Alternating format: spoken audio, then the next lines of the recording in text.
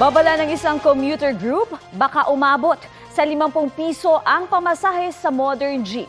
Sabi ng grupong Para Advocates for Inclusive Transport, posibleng tumaas ang singil sa pamasahe kapag umarangkada na ang PUV Modernization Program.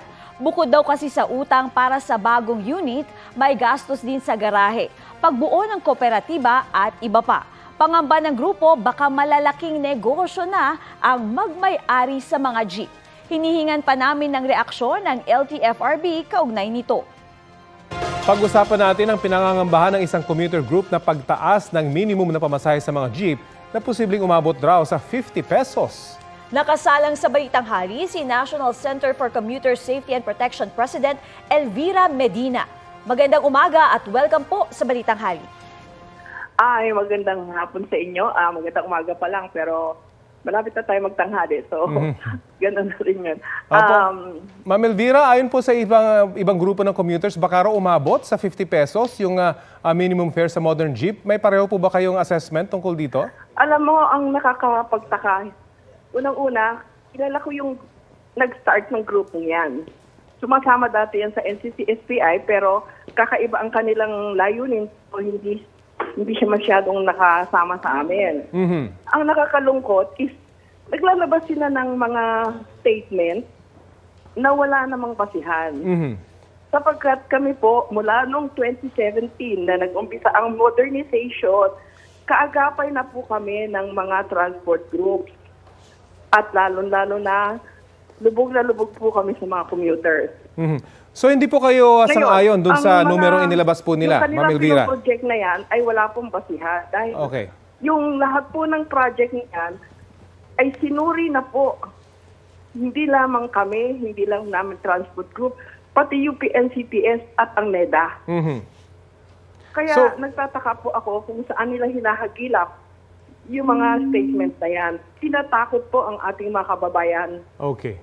Na walang basihan. Kung hindi po 50 pesos ang itataas, meron po bang itataas kapag ka naipatupad na talaga? Nag-usap kami doon sa projection po ng natin, ng mga feasibility studies. Kasi po, wala namang bangko na magpapautang sa 14 na driver na wala namang real property na ipopondo o ipaprenda para magpautang ng 1.2 million bawat isa, di po ba? So, meron pong kasamang mga feasibility study yan na hindi po alam ng kabilang grupo. Na yan po ay pirmado ng mga CPA, mga lisensyado pong mga accountant, at lalo-lalo na hindi tatanggapin niya ng bangko kung sa tingin nila ay hindi viable. O pahihirapan lang ang ating mga commuters. So meron ho ba kayong numero ng posibleng pagtaas? Actually, ganito. Sa past few weeks, nag-uusap kami ng Magnificent 7 at saka yung ibang mga kasama namin sa commuter group namin na ano ba ang projection natin. Ang napag-usapan po namin is status quo. Wala pong kikilos na kung hindi, meron talagang kung magkaroon lamang ng napakalaking diferensya sa pagpapatakbo ng negosyo. Yun lang po ang napag-usapan namin. Status quo. So abangan po natin yan. Sa matagal na panahon, wala po kami nakikitang pagtaas ng pasahe. Sa inyo pong monitoring, ramdam po ba yung babala ng pisto na transport crisis nitong pagpasok ng bagong taon? Alam niyo, ang mahirap sa kanila, yan na naman.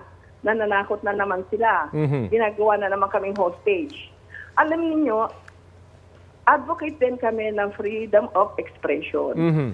But even freedom of expression has its limitations. Kapag ang iyong purpose ay i-hostage na ang isang napakalaking grupo katulad ng commuters at ihihinto mo ang ekonomiya ng bayan, ay yun po ay against the law na. Pero, yung sinasabi po nilang kaya nilang paregistrahin, nakalima na po silang i-transport strike. May naramdaman ba tayo? Diba? At ang maganda pa rito, dahil sa ginawa nila, napag-aralan na po ng DOTR kung saan yung mga packet, kung tawagin packet, yung maliliit na lugar, na merong mga hindi tumakbo, napag-aralan na po yun. At ang balak po ng DOTR, kapag talagang ayaw nilang tumakbo, ibibigay po yan sa mga cooperative na gustong tumakbo sa lugar na yon. In any case, may involved na rin naman po ang korte rito at abangan siguro natin kung ano yung magiging desisyon nila tungkol dito sa mga inihahay ng mga transport ang ano po groups. natin ay May karagdagang katanungan lang po si Katrina. Wala pong magiging aberya sa ating commuter. Opo. Efficiency and effectiveness of commuting po ang sinabi ni Secretary. Opo. Ma'am Elvira, karagdagang tanong lang po, ano ho ba ang konkretong aksyon kaya ang dapat gawin ng pamahalaan sa nagpapatuloy pa ring problema natin sa public transportation? Ganito, nag-usap po kami ng mga grupo ng transportation. At ang pinag-usapan po namin ay ganito. Magkakaroon kami ng comprehensive training program for both the transport sector and the commuter sector. And talk about our rights and responsibilities. Hindi puro right, because a right has an accompanying responsibility. Yun po ang ituturo namin. Napagkasunduan na po namin yan ng Magnificent 7 at tutulong po ang ating pamahalaan sa atin.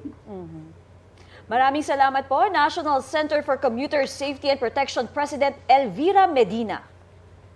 Salamat sa tawag niyo. Kapuso, alamin ang maiinit na balita. Bisitahin at mag-subscribe sa GMA Integrated News sa YouTube. Sa mga kapuso abroad, samahan niyo kami sa GMA Pinoy TV at sa www.gmanews.tv.